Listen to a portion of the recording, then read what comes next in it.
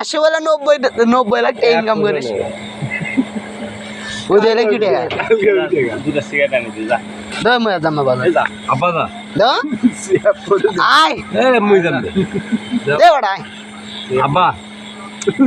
ওর আব্বা ধর না মুই কি খাম তাহলে তোর কাল খাস কি খাবো তো না কালকে তোর বাসা মাইটা 10 টাকা হাওড়া ঋণ করলেন তোর ওই যা টাকা ওই বাকি টাকা আছে তোর আব্বার কাজ কি তোর মশাই অসমুদ্রী দই ওই এখনই নম্বর খারাপ কাছে যাও ওই এখনই নম্বর খারাপ কাছে একটা রসমালাই দাম 140 টাকা সাধারণত সেরাও ছিল না বাড়ি বাড়ি তে মুখ আগে টেয়া দি মুই এখনই খাম তুই নিয়ে তো আজকে নে কাল খাস